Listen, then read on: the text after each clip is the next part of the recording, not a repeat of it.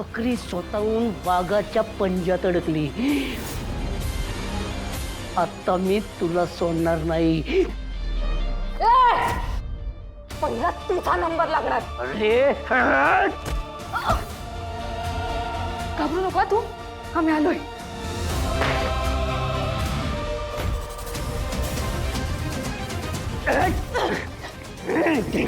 तू मला मारणार? अगं बाई आहेस तू, बाई. आणि बाईची जागा पुरुषाच्या पायाखाली असते.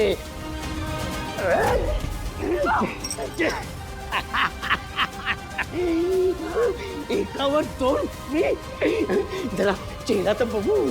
चेहरा बघितल्याशिवाय मजा कशी येईल?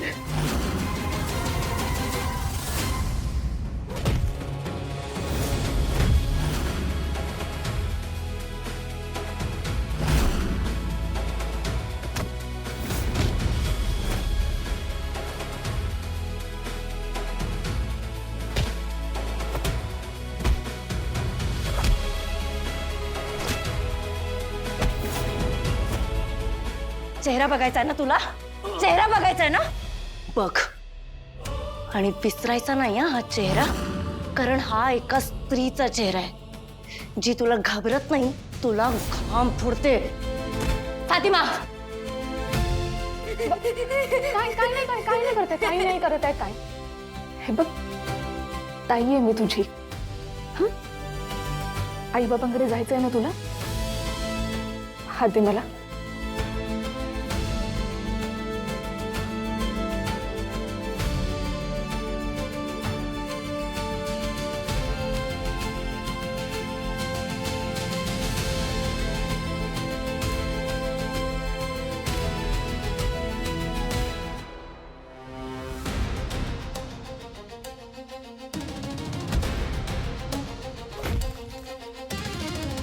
बॉस, बोल केदार. मिठाचा डबा कुठे आहे? उजव्या बाजूची ही स्त्री भरली.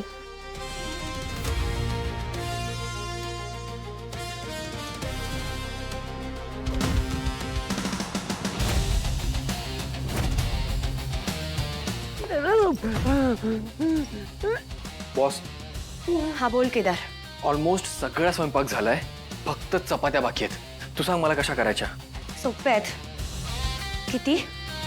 10 माणसं आहेत ना? मग आता 3 मोठ्या वाट्या पीठ घे.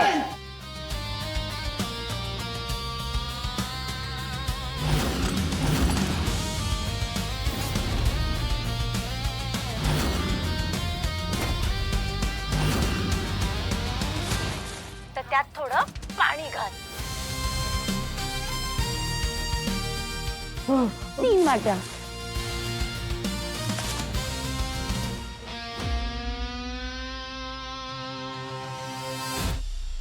अरे यार, काय झालं? प्रॉब्लेम झालाय. पाणी जास्त झालं? तुला कसं कळलं? काही हरकत नाही. त्यात थोडं जीनियस.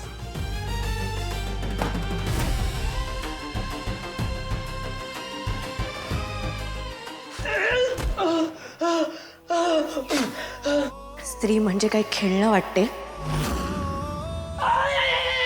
हा? अशीच ओरडली असेल ना ती, जी शिक्षण घेऊन मोठी मोठी स्वप्न बघत होती. अशीच ओरडली असेल ती आई, जिची मुलं आज रात्री सुद्धा तिच्यासाठी रडतात. आणि अशीच ओरडली असेल ती लहान मुलगी, जिला कल्पनाही नाहीये की तिच्यासोबत काय घडलं. आता तुला कळेल एक स्त्री काय काय करू शकते ते. पुरुष म्हणवताना स्वतःला, अरे माणूस म्हणायची सुद्धा लायकी नाहीये तुमची.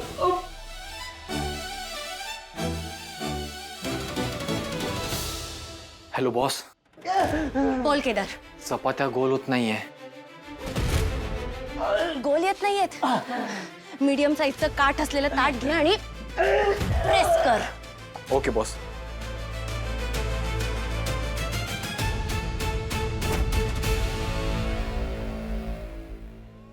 झालं?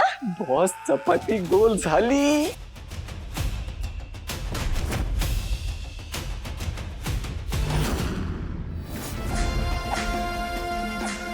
स्त्री म्हणजे तुमच्यासाठी फक्त हाडामासाचा तुकडा असते ना, ती सुद्धा एक माणूस आहे. तिला सुद्धा भावना आहेत, वेदना आहेत. हे तुमच्यासारख्या नराधमांना कधी दिसतच नाही. दिसतं ते फक्त तिचं शरीर. तुमच्यासारख्या माणसांमुळे लहान लहान लेकरांपासून वयोवृद्ध बायकांपर्यंत समाजात आपण सुरक्षित आहोत असं वाटतच नाही. सतत एक भीती, कोणीतरी आपल्याकडे बघताय, कोणीतरी आपल्या मागावर आहे का, कोणी पाठलाग करताय का, याचाच विचार करायचा. चार चौघात जावं तर शोभेची वस्तू असल्यासारखं बघता. पदर थोडासा जरी सरकला ना तरी मान, मर्यादा, वय सगळं विसरून डोळे फाडून फाडून बघता. रिक्षात बसलं तर आरसे वळतात. ऑफिसला लवकर जावं म्हणून कॅबनी जावं म्हटलं तर हा माणूस आपल्याला व्यवस्थित मार्गाने नेईल का नाही ही भीती. थिएटरमध्ये गेलं की कधी एकदा तुम्हाला चान्स मारता येतोय ही भीती. त्याचीच वाट बघत असताना साधं दुकानात एखादी वस्तू घ्यायला जावं म्हटलं ना तरी पैसे परत देताना सुद्धा हात लावता तुम्ही.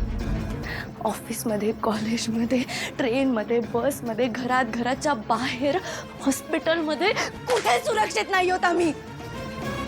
साधं मंदिरात सुद्धा सुरक्षित वाटत नाही आम्हाला. शारीरिक आणि मानसिकरित्या डिसेबल असलेल्या स्त्रियांना सुद्धा तुम्ही सोडत नाही. हा तुमचा पुरुषार्थ आहे.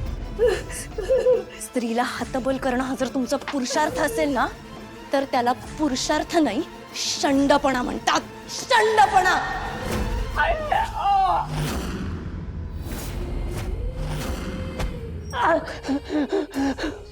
या आहेत राजमाता जिजाऊ. या फक्त छत्रपती शिवाजी महाराजांच्या नाही, संपूर्ण मराठा साम्राज्याची राजमाता आहेत. यांनी स्वराज्याचा पाया रचला.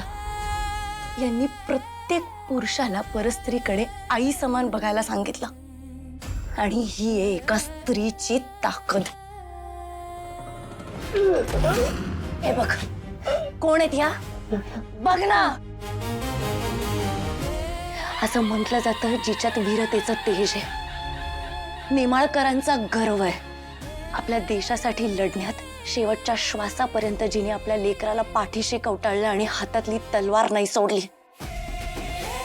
आपल्या देशासाठी लढण्यात तिने जळून जाणं स्वीकारलं.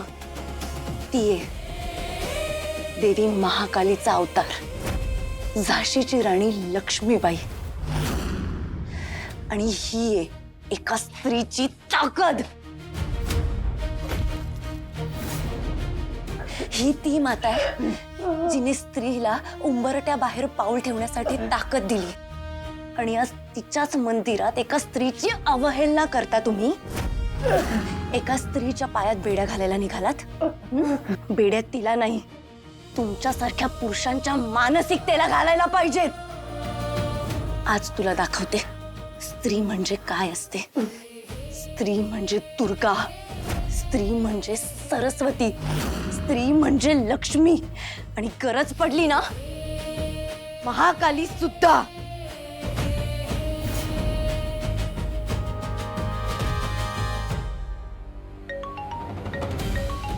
जय हिंद sir. Very good job Tarini. नेहमीप्रमाणेच हे मिशन सुद्धा तू सक्सेसफुली पार पाडलंस.